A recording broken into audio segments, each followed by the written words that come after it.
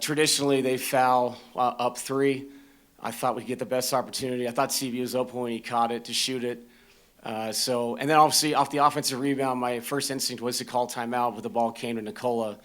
And I did not think we could get him a good catch if they're going to foul. And if I call the timeout, then we have none left after that. So it's a tough situation.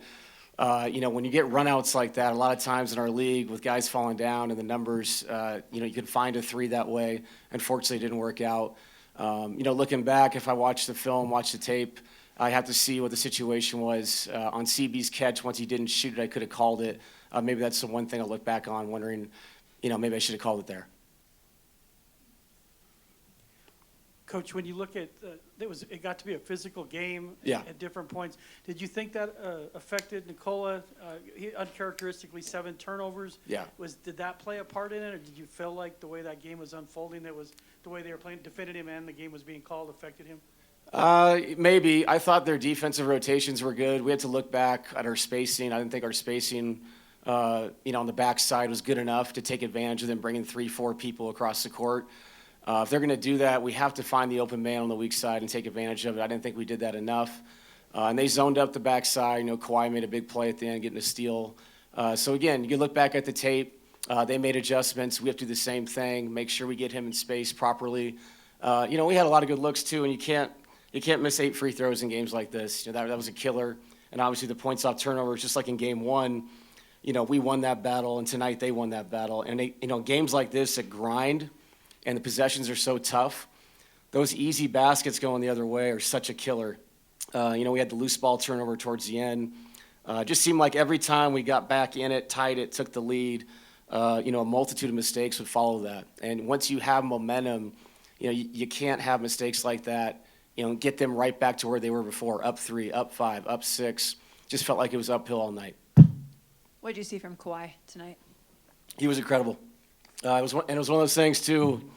He had 39, and shot the ball so efficiently, but they only scored 105 points. And so it was a tough, if we come and get him and Norman gets going, you're rotating to James now in a closeout.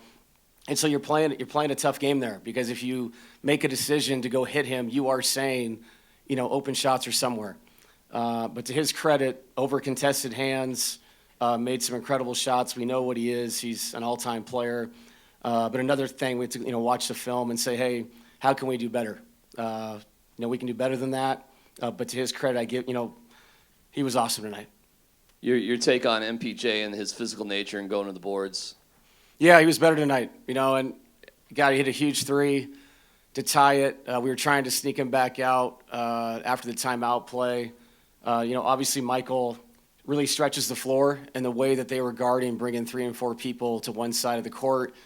We have to find a way to make Mike an impact player in those situations if they're willing to leave and rotate, and we can do better. Looking at the tape, I thought we did a better job in Game 1, and, in Game 2, they made adjustments, and we have to look at it and find a way to make Mike an impactful player if that's how they're going to guard. David, how much does it hurt just losing home court advantage, leaving here 1-1 instead of 2-0? I thought this series would be like this. Both really good teams. We both, throughout the season, had ups and downs, but now we're both healthy and going at it. I know how good of a team they are, and I think we can go down there and win. I really do.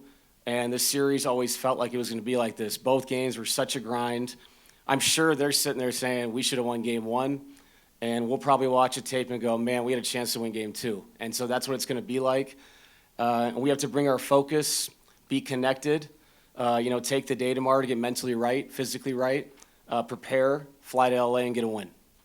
DA, on your right here, I know it might be nitpicking, and he went 4 of 8 from 3, but is Joker passing up threes that you maybe wish he would take instead of getting into the action that way? Yeah, we'll watch the tape with him. I think sometimes when he drives and kicks, it leads to easy baskets, wide open looks from 3 for other people. And to their credit, when he drove it, they did a good job of bringing people but also zoning up passing lanes. And, he's a professional, as professional as it gets in our league. So he'll watch the tape just like we do. And if he feels like to win the next game, he's got to take more shots. I know he will. But, again, he had a triple-double. It was it flipped the script. Kawhi had 7 mistakes last game. Nikola did this game with all the different defenses being thrown at both players. So we'll help him, see the tape so he can play in space better and make the decisions he wants to make. Kind of piggybacking off of that, what went into your decision to play Nikola the entire second half?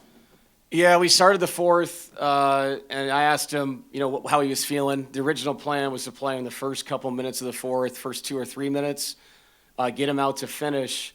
But we made a run, and the intensity was high, and it felt like that group had a lot to give, rest defensively. And it was the same thing with Christian. I brought Christian in later than I wanted to, but that group was rolling a little bit, and then Mike came in for Peyton and, made an impact offensively. So it just didn't feel right to take him out. Obviously, there's communication going on with him. Where are you at? How you feeling? Same thing with Aaron, running in that whole quarter. So it just felt like that kind of game, man. Like we had a chance right there. I didn't want to take him out. They go on a 6-0 run. Now I'm calling timeout. I got 1 left with 6 minutes to go. So it just was a feel thing for me. Coach, do you feel now that you've seen them twice, the Clippers, and know what they can present, does it make it a little bit easier in a way for the game 3 that some of their strategies and know how to prepare for them? Yeah, for sure. And I think on the flip side of that is, hey, what worked in game 1 didn't work in game 2 for us in certain ways. And we have to take a look at that and not necessarily change everything, but just do it better. So everybody, across the board, stay connected, watch the film. We have 2 days to prepare for a big game, game 3. So, yeah, I think both teams will feel like that. We've both seen a lot of things we're trying to accomplish out there. But, man, I just have extreme confidence in the group. And like I've been saying, since I took over this thing, just stay connected, ups and downs. We're going to see a lot of different things in the playoffs.